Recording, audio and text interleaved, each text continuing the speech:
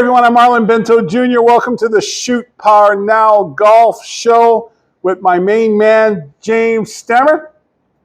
Hey, Arlen. How you doing, Jimmy? I'm well. How are you? Just making sure you're awake. I'm awake. Like, I got a lot. I wasn't feeling good yesterday. I got like 14 hours of sleep. Oh, you slept a lot. I slept a lot. My body needed it. I guess we all do. Something was up. So I want to thank our sponsor tonight. We're going to be presenting the Copper Tech Plus training glove. You guys know I love this glove.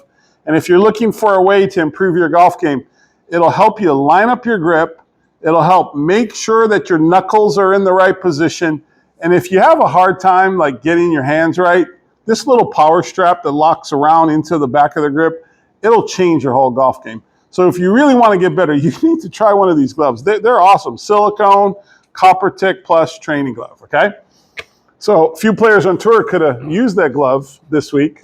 Not that it was bad golf at all. It was good golf. No, that was pretty good golf. There was a little bit of heartbreak if you were. A little bit of heartbreak, yep. A little bit of heartbreak. Englishman, but yeah, but that time will come too, right? Yeah. So what we're talking about is the Travelers Championship this weekend.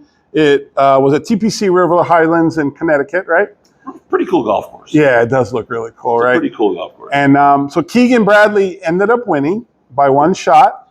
How does roller coaster? How does he not put himself on the Ryder Cup? He has to. I mean, he's playing well. He's got enough points now to be on it. So the storyline to this You're is going to get the captain of the team. Storyline is right. Keegan Bradley is the Ryder Cup captain. There hasn't been a Ryder Cup captain player. Yeah. I think I saw since Arnold Palmer. I think it was Arnie was the last one. Yeah, we're talking was it 63 or something? It was long. It had to be somewhere around there. Yeah, I don't know the actual dates, but so Keegan wins, right? And he is 5th in the world, 6th in, like he's like way up there. He's climbed that ladder pretty high. So if he wasn't the captain, he would be on the Ryder Cup team. Yeah, no doubt about it. Yeah. No doubt about it. So there's the dilemma, right? Like, it's really hard to be a playing captain. But considering how we've done, maybe we should let him play. What the heck? Yeah. I don't know, but that's the controversy going on, right? And if you look at that, I mean, they've got so many assistant captains and everything else. Yeah. He could probably do it. It's not like you don't have anybody that there's a lot of like you couldn't hold down the fort for a couple hours. Well, the problem is there's a lot going up before it, right? I mean, there's a lot. And so the captains have to be accessible, which means he's not going to be working on his game, which means there's potential that he's not going to play well. So, it's tough. But he did play good. And obviously, the last hole, right, he makes the putt to win. And he jammed it in there, about 3-4 feet? He just put it right where he's supposed to. And Tommy Fleetwood, 3-putted from about 80 feet. So the sad part to the tournament was, Tommy, I think this is 42nd start. Tommy Fleetwood, this is 40-something start, yeah. And he hasn't won yet on the PGA. Yet to win. It looked like he was going to win it. Yeah, he looked like he was there. He was his turn. 3 shots clear with 4 holes left, and made a couple bogeys. I think he played defensively. You think so? I think so. He played not to lose it, and wound up. Should have attacked it. Keegan kind of, I mean, you hit a fairway wood off the tee instead of your driver to take something out of play, and you wind up hitting it in the bunker anyway. It's like, we talk about that. I hate when that happens. I think the hardest thing to do in golf is to close, right? And when I coach my players, right, we talk a lot about. So I have this whole thing that we coach. It's called CBA, and I might have talked about it on the show before. But so when you start, you kind of don't. You want to play well, but you kind of want to be in what I call like C mode for the first 6 holes. Like, fairways, greens. If you make a putt, you make a birdie, you're fine. But you really are trying to save the energy and I'm going to call it the zone for the end, right? So you play your game, but you don't think about 9. It's 3 different 6 holes, because in the middle you kind of have to decide, like, how are you feeling? I'm playing well enough now to go for it. Yeah, and really, it's not a big difference between C and B.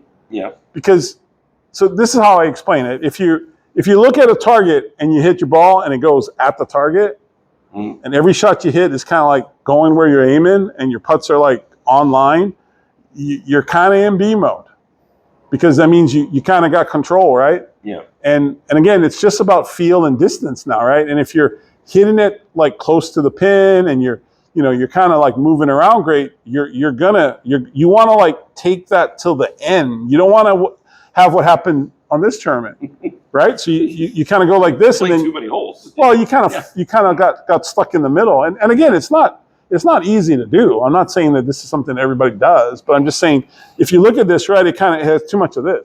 Yeah. And even Keegan, like he almost lost it. Yeah. And the golf course. I mean, again, they're on tour. This is hard for a reason, guys, right? Yeah. But still, would you like to see Tommy Fleetwood win? Yeah, probably. I think a lot of people do. I would have liked to see Tommy win. I feel like as soon as he wins, it's gonna like the floodgates will open because he should, be, he should win a major. He's good enough. He just hasn't quite like figured it out. But so he finishes second with Henley. They shoot 14. Jason Day, Harris English shoots tied for fourth at 13. Scottie, Scheffler, McIlroy, they played pretty good last round.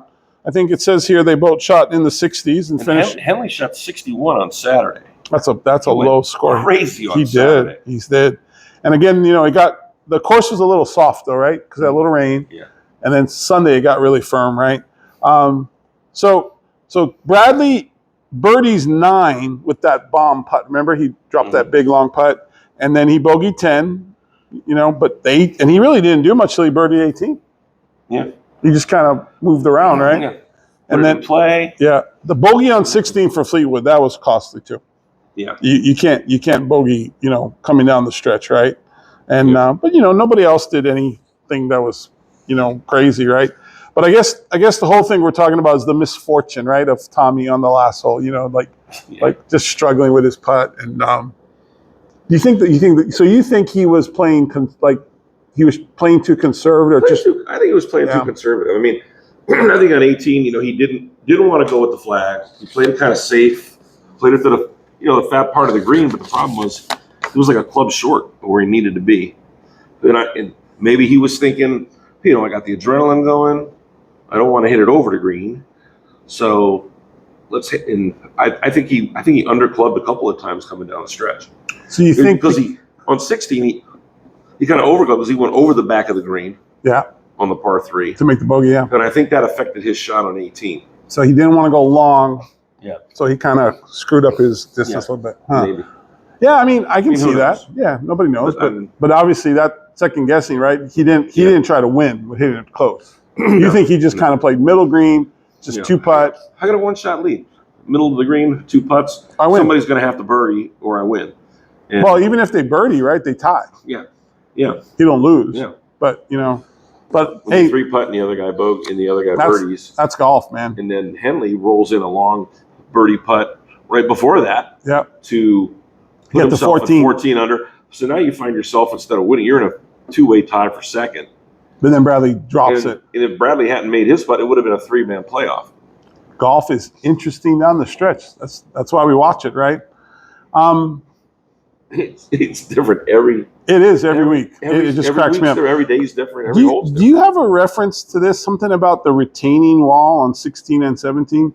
The players used to see balls trickle down in the bank, but now because there's a wall there, it kicks and bounces right into the water. Did you notice that? I didn't notice. I didn't pay attention to that. There was some stuff that I picked up on. They were talking about that, but I didn't. I didn't even pick up on that in the tournament. I didn't notice that either. Yeah, but interesting. But obviously, and I played that course on my computer a few times, several times years ago. I can't picture the course other than the telecast.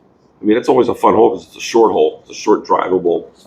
So there's going to be a lot of news about that. Oh yeah, it is. So in 63, it was 1963. Arnold Palmer was the last playing captain. That's a long time. That's a long time. I think he should do it. I think he should too. Why not? I mean, if you qualify, you've earned that spot. You've got enough assistant captains. I mean, God knows there's probably 4 or 5 of them. A lot. I'm sure Michael Jordan's going to be there riding around with a cigar in his mouth. So get him to do a little something besides. I wonder why they let him do that. Just because the notoriety? I think so. Pump up the guys? I don't know if Michael Jordan would pump them up. Maybe not anymore. Maybe not now. Yeah. Retired. Yeah. 12 years ago, maybe. Maybe like inspire, like be like Mike, right? Yeah. So this will be a big conversation over the next couple of weeks about. Yeah. I mean, he's got, another month and change to make a decision? Yeah. I think that's why I said, yeah. I mean, it's quite a. I mean, it's quite an honor to be named as a captain. I almost think he's too young. I know. I thought that when they announced him, I was like, he's still, man, he's kind of. I mean, he's still playing on the tour. He's still playing decent. He was playing pretty well last year. When they announced him. Who else? I don't remember when they were picking. Who else were his? I know a couple of people turned it down. Oh, is that right? Like there were a couple of people that turned it down. I can't remember who though. I don't remember who. So he almost got it by default then. Kind of, yeah. He's like third pick. All right, who else we got? If he's third pick, if he was third pick, he should play. Yeah. because it kind of fell to him because somebody else didn't want to do it or whatever. He should play because it doesn't matter. But again, if they lose, they're going to be like, you shouldn't have played. But it doesn't matter. Keegan, if you're watching, play it. Play. You got the captaincy. Congratulations for whatever reason, right? And you earned a spot. You and Arnold Palmer will be the only two playing captains. Yeah. That would be enough to motivate me or anybody. I mean, who was captain 8 years ago? Nobody knows. Not many people know. If you're the playing captain, and you win, you got to play good, and you win. They'll remember you forever. Yeah. So that's going to be something guys are going to talk about for a long time. I think not a long time, but for the next couple months. Because you think about it, Arnie was the last playing captain. That was in '63, but people remembered that. I wonder if he won. If they won, I don't know. We got to look it up. Well, probably, because that was when they were just playing Great Britain and Ireland. So they were more dominant, not the whole world. All the European players. They were playing all the European. Well, it's going to be interesting to see. So next week, the tour is going to be headed to Minnesota. Land of 1.5 million lakes. Yeah, to play the 3M Open. Now, that event is actually, I have a little bit of a connection. I think the family still owns it, but that's a really nice event. They know a really good job. Been there a long time. And I think that that's always a good field. You know, kind of get to the Midwest and wake up the middle of the country and, see what's going on. But that's not like a tournament that has, when you think of it, what's the marquee to it? It's just a good tournament in Minnesota, right? Yeah. So I don't know. It makes good tape. I mean, Yeah. Might be a sticky situation. But so the tour's in full swing, right? Everybody's heating up. There's really not a lot of noise going on, right? It's kind of quiet. We got one major left. That's next month. Yep. And everybody else is just playing for the FedEx Cup, and we'll settle the Ryder Cup thing, and everybody keeps moving forward. So you said you got to play a little golf. You said you went off to St. James. Played Sunday morning out of St. James. Yeah, and you said Port St. Lucie. Greens are great. Course is a little rough. Yeah, greens are in really good shape. Do you think the course was rough, like dry? Maybe a little bit. Yeah, might be. I mean, some spots were a little dry, and they had some spots had some infusion of other grasses, but I mean, they're working on it. Yeah, we've had a little rain over the weekend, right? I don't know if you got some rain, but we got some nice rain on Sunday, and it's been really dry. And we got junior camps. I had a great junior camp this morning. A lot of kids. If you don't, check me out on Instagram. It's Arlen Bento JR at Instagram and Stammer Golf at Instagram. But I've been putting some pictures up there of some of the kids. But some of the kids, we had a little break, and this kid, he was showing me on his phone. He had this one kid, they're not like big kids, but this fish was a 9-pound bass. And this is what these kids do. They fish, right? And so we're asked, the first thing they say is, how's the fish out here, coach? I'm like, no. And they're like, what do you mean no? I go, the ponds are so low at my club. So low, because there's no fish. The fish, if there were fish, they'd be dead. I mean, not dead, but it's low. Not enough water for them. And they redid, I'm sure on so they redid all our lakes, right? And last year they made them all gigantic. So it's weird though, because they're gigantic, but they're so low. They're really low. Yeah. So again, it's made to hold water when we do get our big rains, which we normally do. Yeah. But I was telling the boys that on the front nine on hole number 4, that lake is monstrous. I guarantee you, there's bass in that thing. But I was just so impressed by these kids, and they got so excited. And I've always wanted to do like a golf. I'm not the first one, like a fishing golf type event, where maybe you go play golf in the morning, you fish in the afternoon, or vice versa, and then you win by the size of how many fish or a size of fish, either inches or pounds. And it's all catch release, right? Take a picture, post it, kind of thing. But I think that would be a fun event. But right now, our fish can't live. Need a little more. Yeah. They got enough trauma. They're without having water. They're Without somebody trauma. catching them. We need water really bad. But our course, we had aerification beginning of June, and the greens are coming back a little bit. And but we did get some rain, so the course does look good. And having a lot of fun. Got some really cool kids in my class. Well, do you remember when they had the Lazy Boy Triathlon? I played in it. Yeah. I was like one of the first guys. I played with Tom and his brother. Whatever were their last names? Brother was a mayor, I think. Yeah. Yeah. I can picture him. Sorry, guys, I can't remember. Yeah. It's been 20 years. Yeah. You played golf, you threw darts, and you shot pool. Yeah. Yep. And big old lazy boys ever. That was a fun event. Everybody on the winning team got a lazy boy. Yeah. I remember that. What I remember about the golf round was it was so hot because I think we were playing in July. It was Florida Club too. Yeah, and it was 1,000,000 degrees out there. There was 1,000,000. And they had one of those big fish coolers. You know, when you go fishing, the big fishing cooler. Oh, yeah. It looks like a casket. Yeah, you can put a person in. Yeah, and I opened that thing up, and there was all the beer and whatever else in there, along with the water and the ice. Yep. And I just took my hat off and stuck my head in there. Oh, man. It was so hot. I don't remember being that hot. That's the one. That was makes you want to like. That was jump my in the lasting pool. memory of it. Was how hot I was. You know, speaking of heat, right? Like today, I thought today was kind of. You were inside. I was outside, right, in the morning. It was kind of mild for us, unusually mild. Yeah.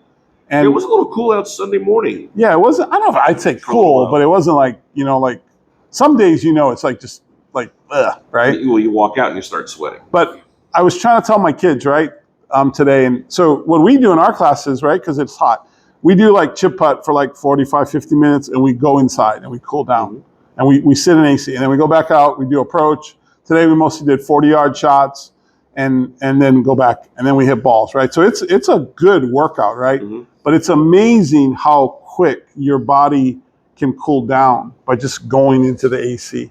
And so anytime you start to feel dizzy and you're high heat, you got to get your body temp cool. Yeah. Like you said, by just burying your head in the water. Yeah. Yeah. One of the best ways I've loved for years is doing a little water down the back, ice, and just goes right down right into your underwear. Yeah. That thing will cool you down so fast. Yeah. And we used to have a lot of fun with that in some of our training programs. I was going to tell a quick story about the training program today because I thought it was pretty good. So one of the boys that's been helping me, he's been coaching with me a long time, and he's getting good. His swing's really good. He's learning how to play. So I pull into the parking lot this morning. It's like 8:45, whatever it is, and he's coming off number 9. So I kind of look at him like, wait a minute, like, did you play? He's like, yeah. What time did you tee? I think it was 6:45. But this is impressive to me, right? Because I'm telling this kid he needs to play more and practice more, and so he woke up and he played, right? I was so impressed, and he told me he shot a 42, which was I think his best 9 or really close. Nice. Anyway, he's been coaching with me, right? And I felt prideful this morning because it was 10 kids, and it was kind of rushed in the beginning when everybody's getting organized, and I was finding equipment and getting every parents checked in. And I had said to him, he said, like, go start him, do our 3-hole set, start working 20-footers and show him base grip. I just said it just like that. And I thought to myself, when I walked away, he's got it, right? So I came back out and he was like right there. Okay, guys, here's what we're doing. Fingers down the side. Watch me. Pay attention. Feet close together. I mean, he nailed it. Like, it was like, and I felt so good, right? Because it's like, you got your little lieutenant. Well, this is not new, right? Because I've been doing this forever. But so this is what I was getting at. I tell people all the time, what I know now, though, like him learning in the program and him doing the coaching, helping other youngers, he knows it, right? So what's going to happen to him, because he knows he knows the system. Now he's just playing in it, right? And you're going to see, this is when the scores plummet. Yeah. Because he knows if you can show people like how to do like putt, chip, pitch, work the range, and you know how to explain it, like what moves and how, like a coach, you're going to get better at golf. Yeah. And I'm so happy for him because he's going to have a good year this year. I really do. And he's mentally at the point where he doesn't have to think about it. No, he knows how to teach it. He already his body, his mind already works in concert to get it all right. People don't understand how powerful that is. Like it's really, really strong that you can do that, because that's when golf gets good. So I was really like excited for him today. So yeah. And the kids like him. He did great. And he's got one of the best quotes I've ever heard. You want to hear the quote? So this is a Friday training, got all the more older high school boys. And so I'm talking about facing fear. Okay. Because everybody's got fear in golf, slicing or top, whatever, crowds, whatever. So I'm asking all of them, what's your fear, right? Water, trees. No, this is the funny one. This kid is the best line. You know what he says? Short. Short. What's your fear? Short. His fear is being short, like because he can't hit it far enough. Huh. I've never heard any kid say that. Kids will say open face, hooks, whatever. Yeah. He says short, and everybody kind of paused, and they fell out. Did you just say short? Your fear is short? He goes, yeah. What's your fear? Like right? What's your fear? Hook? It's like they're good. He says short, like real quick. I thought that was hilarious. Like he didn't process that like that way, because in his brain, right? And I've been telling him he's not short at all. He's just not that strong yet. And you tell a young boy he can't be more than 135 pounds. He's long, he's tall, super thin, right? And I was showing him his swing next to Adam Scott because they're similar. Similar body type. Yeah. No, just 200-pound Adam Scott and whatever. Adam Scott might be bigger than that because he's tall, right? Like 6'3", 6'4". Yeah. But just the muscle on the body. And I said, you have no muscle on your body, and you're hitting it. I mean, he hits it probably 250 to 270, maybe. I don't know if 270, 260. I'd love to hit it 250. Yeah, but he's young. But I told him like 2 years from now, when you fill out a little bit, or a couple of years, you're going to hit it miles. So don't worry about speed. Now, if you're old, like I am, we need to lose. We're weight. out of shape like me. We need to lose some weight to swing, because that'll help your swing's mobility and stuff. But anyway, I just thought that was a great story this week, like working with all these kids. So been doing it a long time, but. Anyway, I'm glad you got out to play a little bit. Yeah, nice. Kind of go out and see the local jungle. Yeah. And thank you, Chris, out at St. James for having me out. He's been there a long time. He's been there a long time. I had my best round of the year so far. So that was your best day. That was my best round of the year. Yeah. You said you drove it well. I drove it well. You chipped well. I chipped like a fiend, and I think I shot 80. Oh, that's a good round. Pretty good. Yeah, for anybody. Yeah, I was very happy with my play. Pretty awesome. That's pretty awesome. Yeah. All right, so that's going to be our show for this week. Make sure to go check out Shoot Par Now. 3 free videos in there to help you with your golf game. Sign up for the newsletter. Get a free video every month. Got a lot of stuff going on. Anything else to add? That's it. Hit them straight, hit them far, and shoot par now. Yeah, make some putts. Thanks for watching.